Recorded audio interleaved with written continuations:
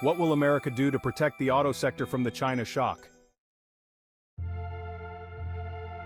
The Detroit area alone has lost more than 55,000 manufacturing jobs due to Chinese competition since 2001, according to Reuters.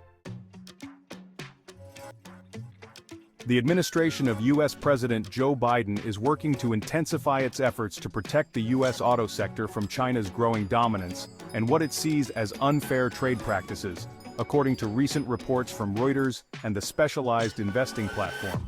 White House economic advisor Lael Brainard gave a speech at the Detroit Economic Club, in which she explained the comprehensive strategy to confront the potential threat posed by the Chinese auto industry, stressing the need to avoid a repeat of what she described as the China shock that affected industrial communities in the United States in the early 2000s. Warning of a second China shock, Brainard pointed to China's trade behavior, saying, "China is flooding global markets with a wave of auto exports at a time when there is excess production capacity. We have seen this scenario before with the China shock that hit our manufacturing communities in the early 2000s. The warning highlights concerns that without preventive measures, the United States could once again face a devastating impact from what she describes as China's aggressive trade strategies." Donald Trump has expressed concerns that China could dominate auto production in the future. Brainard cited an analysis that suggests the Detroit area alone has lost more than 55,000 manufacturing jobs to Chinese competition since 2001. Banners and strategies.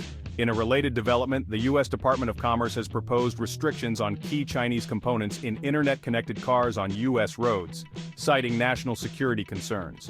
The proposed ban aims to prevent most Chinese cars from entering the U.S. market. The move is part of a broader administration strategy aimed at ensuring that Chinese automakers do not undermine the competitiveness of the U.S. auto industry on the global stage, according to Reuters. Brainard stressed the importance of electric vehicles made in the United States, saying, "Americans have a right to choose the car they want, whether it's gas, hybrid, or electric. But if they choose an electric car, we want it to be made in America, not China."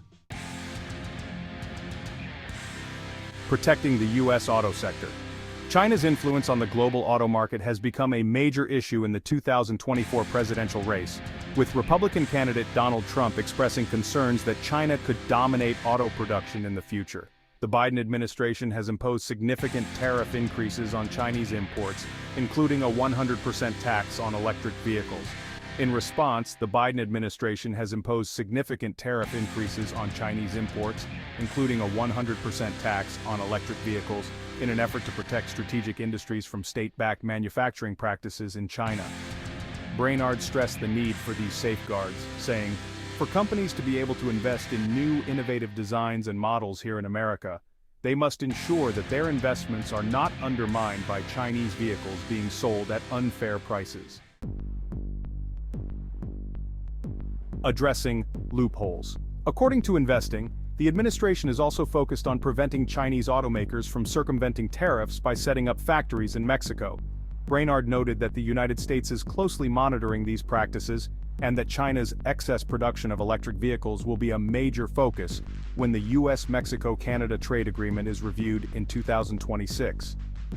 This strategy reflects the administration's broader effort to avoid repeating the economic setbacks of the past and to strengthen the U.S. auto sector's ability to compete in a rapidly changing global market.